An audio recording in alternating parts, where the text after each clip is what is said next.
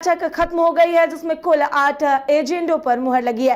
Cabinet ने सरकारी सेवकों को प्रोन्नति के पद पर योग्य कर्मियों को कार्यकारी प्रभार देकर प्रोन्नति देगी और इस पर कैबिनेट ने मुहर लगाई है। बिहार सरकार किसानों से धान खरीदेगी। वित्तीय वर्ष 2023-24 में रबी फसल के लिए कुल 8,000 करोड़ अधिप्राप्ति से जुड़े संस्थानों को ऋण उपलब्ध कराई है। वहीं उग्रवाद प्रभावित जिलों को 37 करोड़ 83 लाख रुपए दिए गए हैं। विशेष आधारभूत संरचना योजना वर्ष 2022 से 26 के तहत ये जारी की गई है। और आपको बता दें कि IGIMS पटना के आई डिपार्टमेंट में कुल 149 पोस्ट क्रिएट किए गए हैं। पद सृजन पर कैबिनेट ने मुहर लगाई है। इसके साथ ही काफी अहम फैसले भी लिए गए हैं। अधिक जानकारी के लिए हमारे बिहार संपादक SK राजीव जुड़े हुए हैं। SK राजीव, आज बिहार कैबिनेट की मीटिंग खत्म हुई और उसमें कई एजेंडों पर मुहर लगी है। इसको लेकर क्या विस्तृत जानकारी है? देखिए काजल, दरअसल में आज बिहार कैबिनेट की बैठक हुई है, जिसमें कुल 8 एजेंडों पर मुहर लगाई गई है। और दशहरे के पूर्व सरकारी सेवकों को सरकार ने एक बड़ा तोहफा दिया है और उसमें प्रोन्नति का जो उनका रास्ता था, प्रोन्नति का जो मार्ग था उनका, वो अब साफ हो गया है। दरअसल में जो योग्य कर्मी है उनको कार्यकारी प्रभार दे करके अब प्रोन्नति होगी। इसके अलावे बिहार सरकार जो है वो किसानों से धान खरीदेगी। वित्तीय वर्ष 2023-24 में रबी फसल के लिए कुल 8,000 करोड़ अधिप्राप्ति से जुड़े संस्थानों को ऋण जो है वो उपलब्ध कराने के निर्देश दिए गए हैं, जिसकी गारंटी बिहार सरकार देगी। साथ ही उग्रवाद प्रभावित जिलों को 37 करोड़ 83 लाख रुपए दिए गए हैं और 2022 से 26 के तहत ये जो राशि है ये जारी की गई है। इसके अलावा जो पटना का जो IGIMS है, मेडिकल संस्थान है, उसमें कुल 149 नए पद जो है वो क्रिएट किए गए हैं। उस पर कैबिनेट ने अपनी मुहर लगाई है। साथ ही सभी सरकारी डेंटल हॉस्पिटल में अब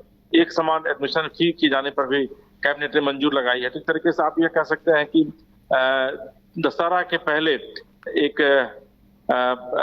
एक बड़ा जो है वो तोहफा राज्य सरकार ने आज कैबिनेट के माध्यम से बिहार के कर्मचारियों को दिया है, बिहार के उग्र प्रभावित जिलों को दिया है और बिहार में IGIMS में 149 सीट बढ़ा करके एक बड़ा तोहफा दिया है।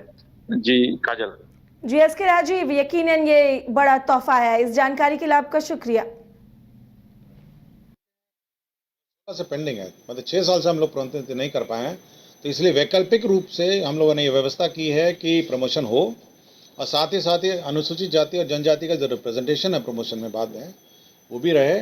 और जब फाइनली जो माननीय उच्च न्यायालय का, सर्वोच्च न्यायालय का निर्णय आएगा तो वो जो 16+1 वो फ्रीज्ड वैकेंसीज हैं उस पर भी निर्णय होगा। फिर एक बार फिर से ये पूरी एक्सरसाइज प्रमोशन और रोस्टर की बात की जाएगी। कार्यकारी प्रभार लेकिन रेगुलर है ये, मतलब अब रेगुलर वेतन है। मतलब अगर उसको प्रभार आप देते हैं सहायक अभियंता से असिस्टेंट इंजीनियर का, तो असिस्टेंट इंजीनियर का उसको वेतन देना पड़ेगा। तो असिस्टेंट इंजीनियर साहब एग्जीक्यूटिव इंजीनियर का जो प्रभार देते थे पहले, आप अपने वेतनमान में देते थे, अब उच्चतम वेतनमान में आप देंगे। मतलब वो क्योंकि मान्य अभी मामला अभी भी मतलब न्यायालय में विचाराधीन है ना, इसलिए कार्यकारी है।